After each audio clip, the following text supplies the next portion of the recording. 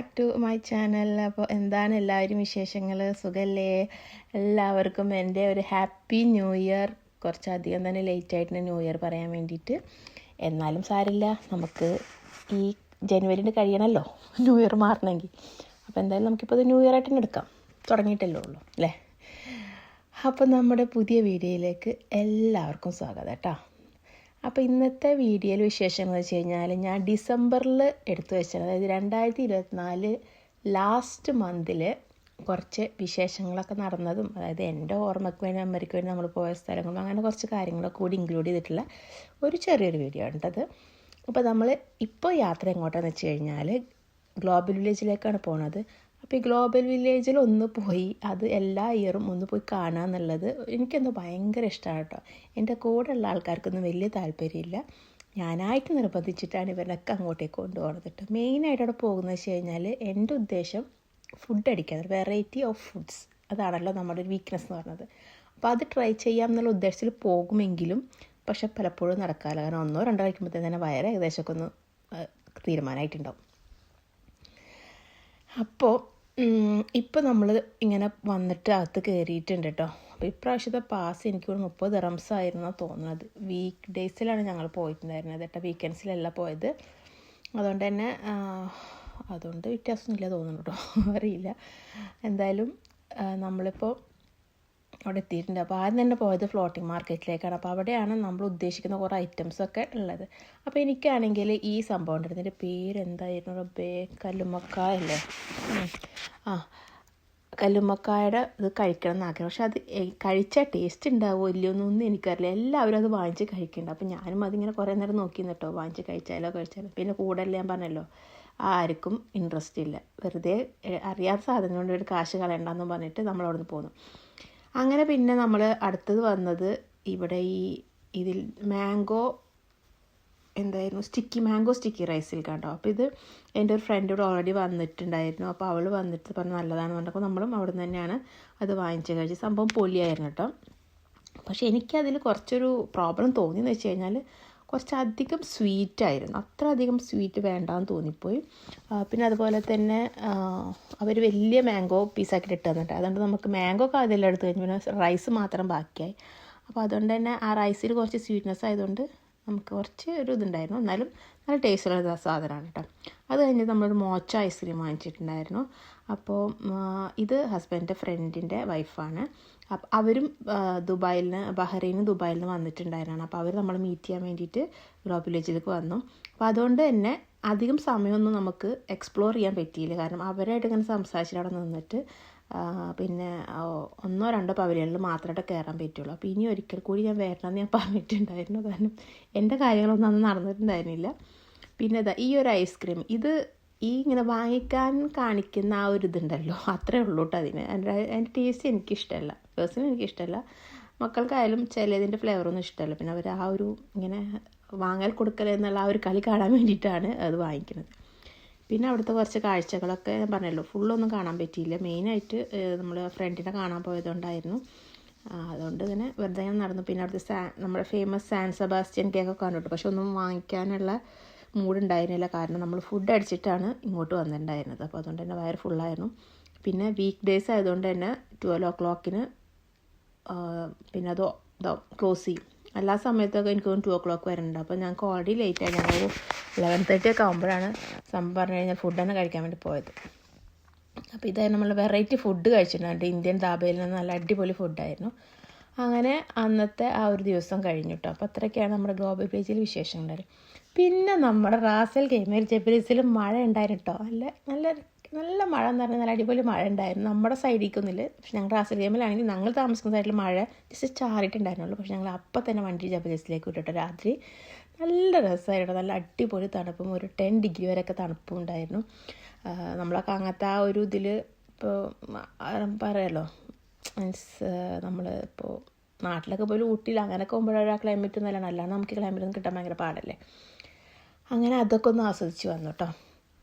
പിന്നെ എന്താ വിശേഷം ഉണ്ടായത്?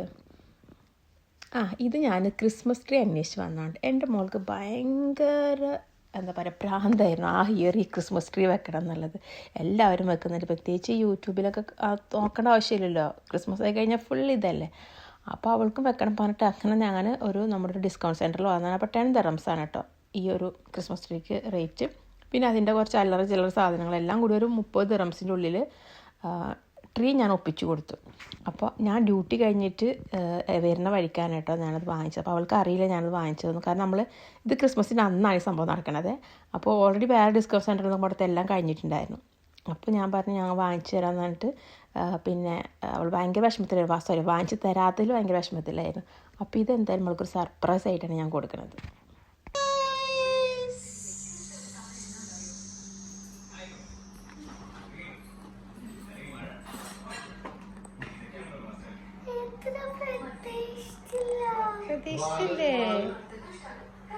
പ്രതീക്ഷിച്ചില്ല.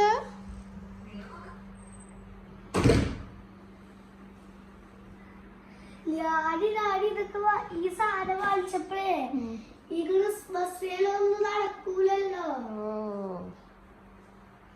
അതാണ് ഞങ്ങള്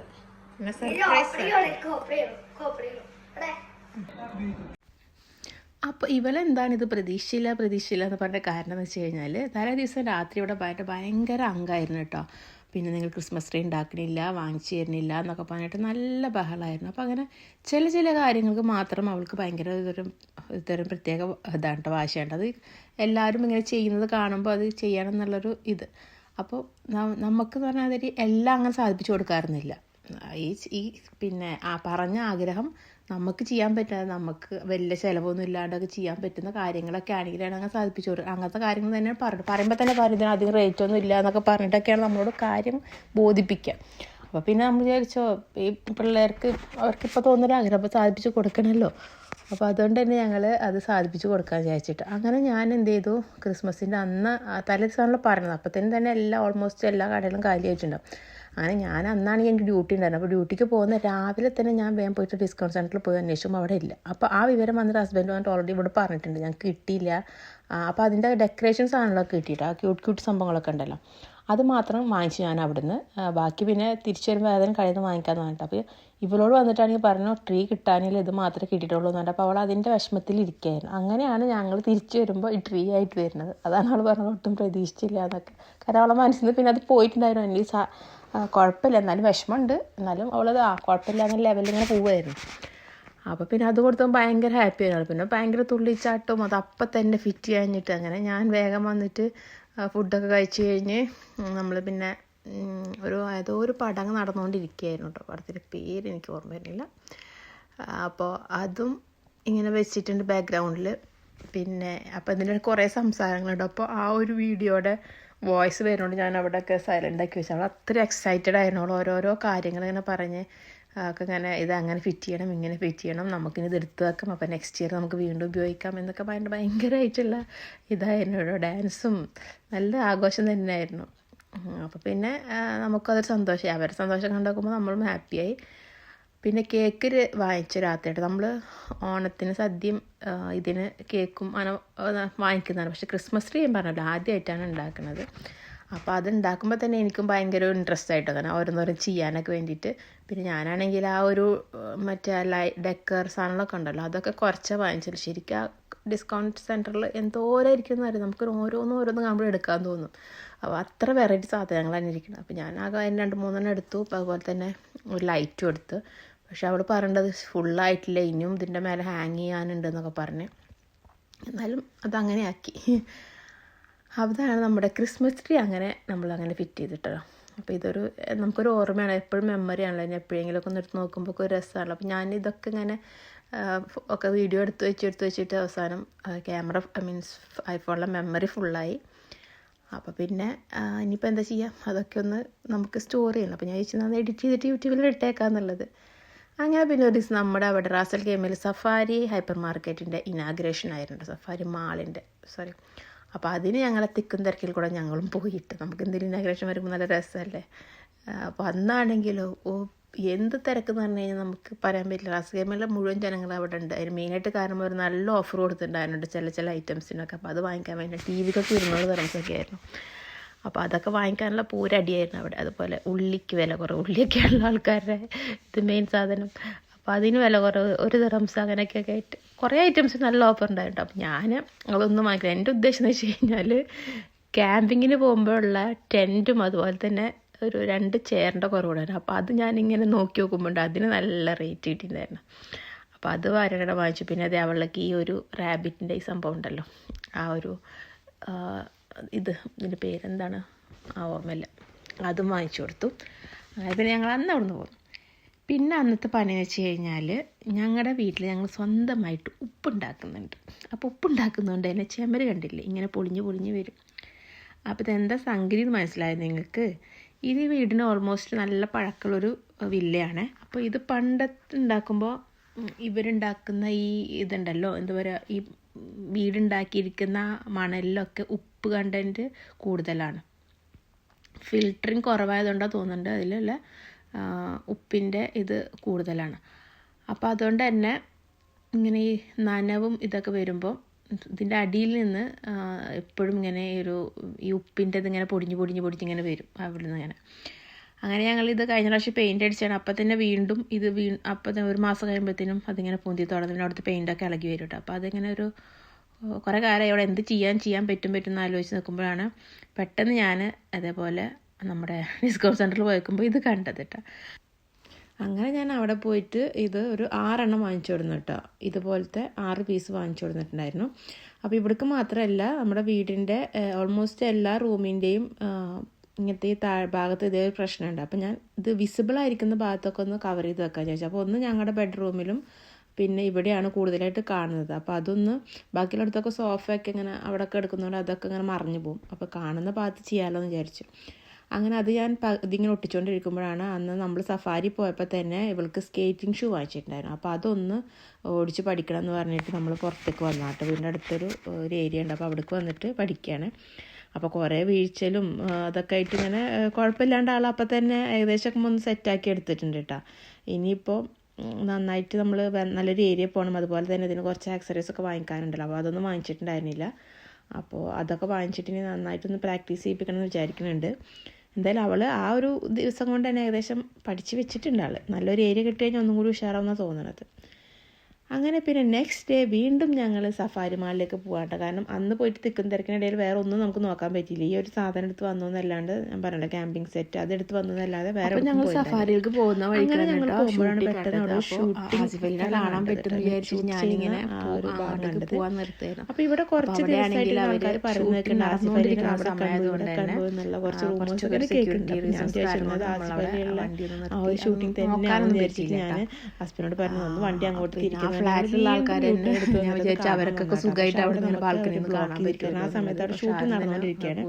അതുകൊണ്ട് അങ്ങോട്ടേക്കുള്ള ആ ഒരു റോഡൊക്കെ അവർ ജസ്റ്റ് ബ്ലോക്ക് ചെയ്ത് വെച്ചേക്കാണ്. പിന്നെ അവിടെ വണ്ടി നിർത്താൻ പാടില്ല, ഒന്നും എടുക്കണ്ടെന്നൊക്കെ പറഞ്ഞു. പേര് ശരിക്കും ഓർമ്മയില്ല. അപ്പോൾ ഞങ്ങൾ വേഗം അവിടുന്ന് വണ്ടി അങ്ങനെ പിന്നെ ഞങ്ങൾ വീണ്ടും സഫാരി ഇപ്പോൾ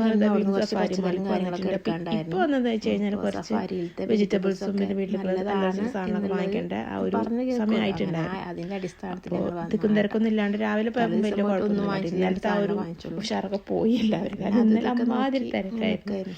അപ്പോൾ ഇത് സെൻസോഡിയിൽ വന്നിട്ട് കണ്ടുനോക്കുമ്പോൾ ഞാൻ എടുക്കാൻ നോക്കിയതാണ്. സെൻസോഡിയിൽ 17 ദിർഹംസ് ഇത്രയും വില കുറവ് അങ്ങനെ ഒരിക്കലും സംഭവിക്കില്ലല്ലോ. 2 ഇപ്പം നോക്കുമ്പോഴാണ് അത് സെൻസോഡിൻ്റെ ജെല്ലാണ്. ശരിക്കും നമ്മൾ നോക്കിയില്ലെങ്കിൽ അങ്ങനെ എടുത്തുകൊണ്ട് പോകും. മനസ്സിലാക്കി നോക്കുമ്പോൾ പിന്നെ വന്നിട്ട് കുറച്ച് നമ്മൾ വാങ്ങിക്കുന്ന കുറച്ച് ബ്രാൻഡ്സിനൊക്കെ ഒന്ന് റേറ്റ് കുറവൊക്കെ തോന്നിയിട്ട് നമ്മൾ മറ്റുള്ള ഷോപ്പിൽ നിന്നൊക്കെ വാങ്ങിക്കാനായിട്ട് പിന്നെ ചിലപ്പോൾ ആ ഒരു ഇനാഗ്രേഷൻ ടൈം ആയതുകൊണ്ടായിരിക്കും.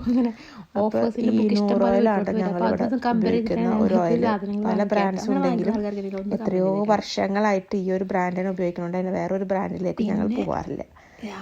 പിന്നെ പൈനാപ്പിൾ നോക്കാറുണ്ട്. അപ്പോൾ അതിൽ കണ്ടുമ്പോഴാണ് ഇന്ത്യൻ പൈനാപ്പിളും ഉണ്ട്, ഫിലിപ്പൈൻ പൈനാപ്പിളും ഉണ്ട്. ഫിലിപ്പൈൻ ചെറുതാണ്, മറ്റേത് നമ്മൾ ഇന്ത്യൻ കുറച്ച് വലുതാണ്. പക്ഷെ പെട്ടെന്ന് അങ്ങനെ നാശം ഇവിടെ കൊടുന്നു വെച്ചാൽ. അപ്പോൾ അതാണ് എനിക്ക് പിന്നെ പൈനാപ്പിൾ വാങ്ങിക്കുമ്പോൾ ഒരു പ്രശ്നം. കൊടുന്ന് അന്ന് നമ്മൾ മുറിക്കുകയാണെങ്കിൽ കുഴപ്പമില്ല. മക്കളൊന്നും പച്ചക്കറി കൊടുക്കുന്ന ആൾക്കാർ. അങ്ങനെ പിന്നെ കുറച്ച് വെജിറ്റബിൾസ് ഒക്കെ വാങ്ങിച്ചു. പിന്നെ പുതിയ ഷോപ്പ് ആയതുകൊണ്ട് എല്ലാം നല്ല ഫ്രഷ് ആയിട്ടുണ്ടായിരുന്നു കേട്ടോ. നമുക്കിങ്ങനെ എന്താ പറയുക വാടിയതും അങ്ങനെ നല്ല ഇതുണ്ടായിരുന്നു. അങ്ങനെ അവിടുന്ന് എന്തൊക്കെയോ കുറച്ച് വാങ്ങിച്ചിട്ടുണ്ടായിരുന്നു. പച്ചക്കായ വാങ്ങിച്ചു, തക്കാളി, പിന്നെ മാങ്ങ, പയറൊക്കെ നല്ല പയർ കിട്ടിയിട്ടുണ്ടായിരുന്നു. അപ്പോൾ അങ്ങനെ അതൊക്കെ വാങ്ങിച്ചു. തിരിച്ചു വരുന്ന വഴിക്ക് എല്ലായിടത്തും ഉള്ള പോലെ തന്നെ ഇവിടെ ഉണ്ടായിരുന്നു കേട്ടോ നമുക്ക് മറ്റേ ഗിഫ്റ്റിൻ്റെ ഉണ്ടല്ലോ അത്. അപ്പോൾ അതൊക്കെ ഇങ്ങനെ ആപ്പൊക്കെ ഡൗൺലോഡ് ചെയ്തിട്ട് അവരെന്തൊക്കെയോ പറഞ്ഞു അതൊക്കെ ചെയ്ത് വെച്ചിട്ടിരിക്കുകയാണ് കേട്ടോ. ഇഷ്ടം പോലെ നമ്മൾ ഇതേപോലെ ചെയ്തിട്ട് ഇന്നേ വരെ ഒന്നും അടിച്ചിട്ടില്ല. എന്നാലും വീണ്ടും അതിൻ്റെ ചെയ്ത് നോക്കി. എപ്പോഴാണ് നമ്മുടെ തലയിൽ ആ വര വന്ന് കിടക്കണമെന്ന് അറിയാൻ പറ്റില്ലല്ലോ. അങ്ങനെ അവിടെ നിന്ന് കുറച്ച് സാധനങ്ങളൊക്കെ വാങ്ങിച്ചു. എന്നിട്ട് നമ്മൾ നേരെ പോണത് മോളുടെ മദർസയിൽ നിന്ന് എടുക്കാൻ വേണ്ടിയിട്ടുണ്ട്. അപ്പോൾ അവൾക്ക് സാറ്റർഡേ സൺഡേ മാത്രം ഓഫ്ലൈൻ ക്ലാസ്സും ബാക്കിയുള്ള ദിവസമൊക്കെ ഓൺലൈനാണ്. അപ്പോൾ അത് രാവിലെയാണ്. അപ്പോൾ അതുകൊണ്ട് തന്നെ 11:30 ഒക്കെ ആകുമ്പോഴത്തേനും മദ്രസ കഴിയും. അപ്പോൾ ഞങ്ങൾ ആ ടൈം ആകുമ്പോഴേക്കും അവിടെ നിന്ന് ഷോപ്പിൽ നിന്ന് ഇറങ്ങിയിട്ട് അവളുടെയും പിക്ക് ചെയ്തു കേട്ടോ. അപ്പോൾ കൂടെ ഹസ്ബൻഡിൻ്റെ ഫ്രണ്ട്സിൻ്റെ 2 പിള്ളേരും ഉണ്ട്. അപ്പോൾ അവരുടെയും കൂടി നമുക്ക് വീട്ടിൽ ഡ്രോപ്പ് ചെയ്യണം. അപ്പോൾ ഞാൻ വീഡിയോ എടുക്കുമ്പോൾ അവൾ പറയും എന്നെ എടുക്കണ്ടെന്ന് പറഞ്ഞിട്ട് ഇങ്ങനെ ഒരു അങ്കപ്പാടായിരുന്നു.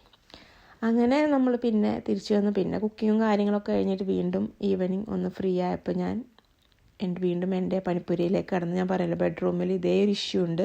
അപ്പോൾ ഞാൻ നിങ്ങൾക്ക് കാണിച്ചു തരാട്ടെ ഇവിടുത്തെ പ്രശ്നം എന്താണെന്നൊക്കെ ഉള്ളത്. ഇതുപോലെ ഇങ്ങനെ നമ്മൾ ചുമരിലൊക്കെ അടിച്ചത് ഇങ്ങനെ പൊന്തി വരും. അപ്പോൾ ആ കാണുന്ന ചെറിയ ചെറിയ വൈറ്റ് സംഭവം ഉപ്പാണ് കേട്ടത്. അതാണ് ഞാൻ പറഞ്ഞത് ഉപ്പുണ്ടാക്കുന്ന വീട് എന്നുള്ളത്. അപ്പോൾ ഇനി ഇതും ഒന്ന് ചുരണ്ടി കളഞ്ഞിട്ട് ഞാൻ ഇവിടെയും ആ സ്റ്റിക്കർ ഒട്ടിക്കാന്നായിട്ട് വിചാരിച്ചത്. അപ്പോൾ ഞാൻ ഓൾറെഡി പറഞ്ഞത് ഞാൻ 6 സ്റ്റിക്കറാണ് വാങ്ങിച്ചിട്ടുണ്ടായിരുന്നുള്ളത്. അതിൽ 2 തന്നെ ഞാൻ പുറത്ത് അവിടെ ഹാളിൽ പിന്നെ ഒട്ടിച്ചു. പിന്നെ ഇവിടെ 4 ബാക്കി ഇരിപ്പുണ്ട്. അങ്ങനെ ഇതെല്ലാം ചുരണ്ടി വന്ന് നോക്കുമ്പോൾ കുറേ സ്ഥലമാണ്. ഞാൻ പ്രതീക്ഷിച്ചതിനെക്കാട്ടും ആവശ്യം എനിക്ക് ഇവിടെ ഉണ്ടായിട്ട് തൊട്ടിക്കാനുള്ളത്.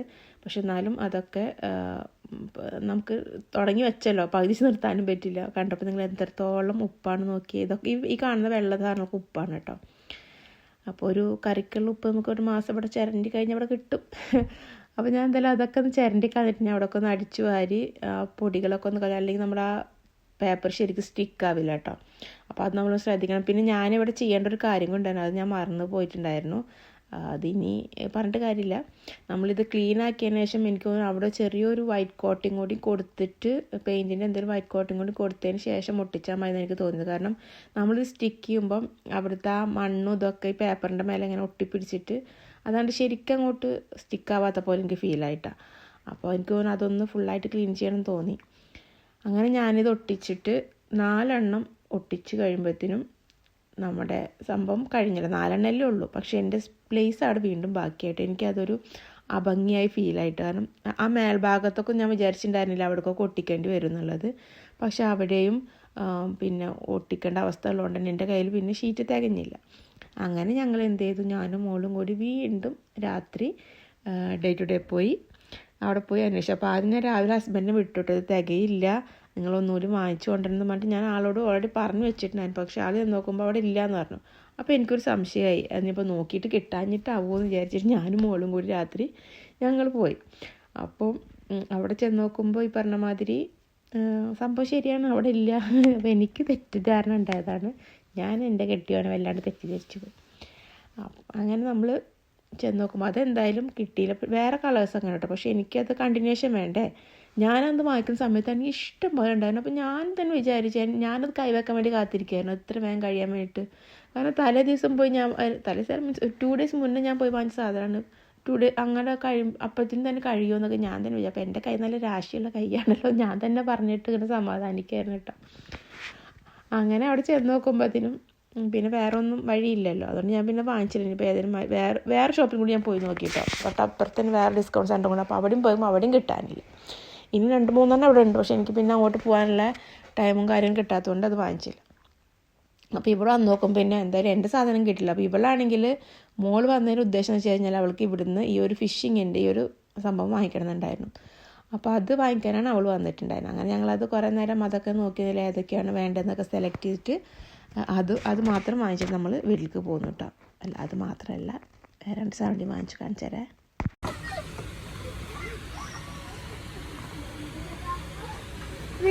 ഒരാൾ ചോദിക്കുന്നുണ്ടോ സാധനങ്ങൾ ചൂടുണ്ടോ? സ്റ്റിക്കർ ആവുന്നുണ്ടല്ലോ എൻ്റെ അകത്താ. അതടി ഇതാ കാണിക്കുന്നത്, സ്റ്റിക്കർ ഇതാണ്.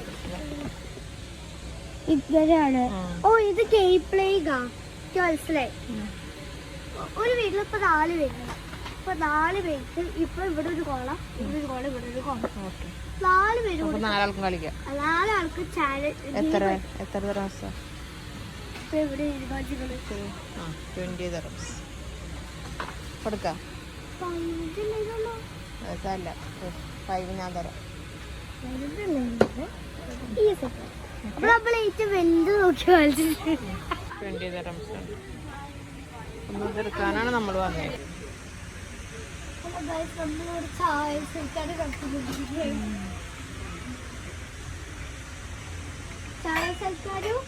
ചായ സർക്കാരിന്റെ പാത്രത്തിൽ എനിക്ക് ഇഷ്ടപ്പെട്ട് നമ്മളൊരു സാധനം വായിച്ചിരിക്കുന്നത്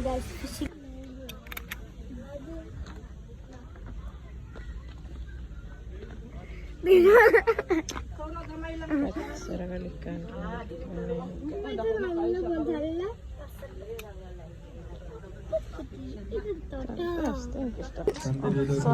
എനിക്കാണെങ്കിൽ ഡേറ്റഡ് വന്നു കഴിഞ്ഞാൽ പിന്നെ അവിടെയുള്ള മുഴുവൻ ഇതിങ്ങനെ നോക്കി നിൽക്കണം കേട്ടോ. പ്രത്യേകിച്ച് പാത്രങ്ങളുടെ സൈഡ് അവിടെ പോയി ഞാനിങ്ങനെ നോക്കി പക്ഷെ ഒന്നും വാങ്ങിച്ചൊന്നുമില്ല, വാങ്ങിക്കേണ്ട ആവശ്യമില്ല.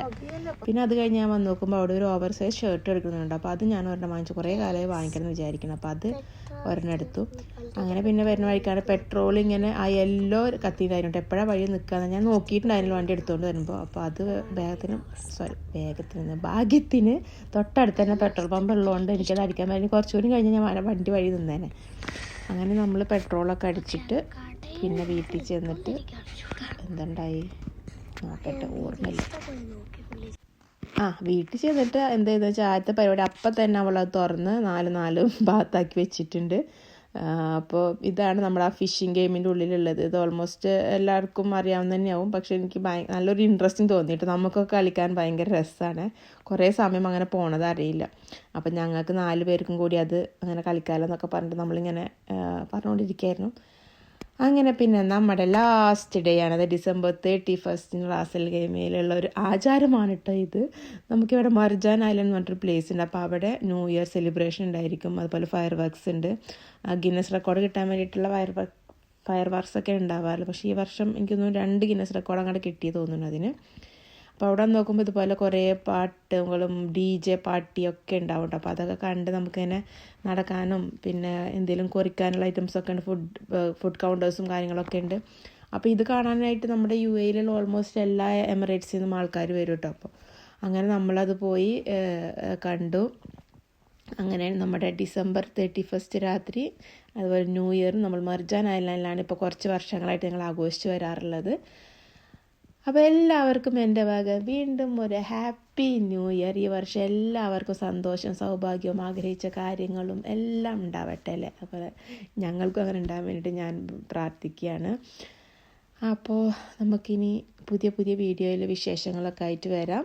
അതുവരെ എല്ലാവർക്കും bye, take care, happy new year 2025.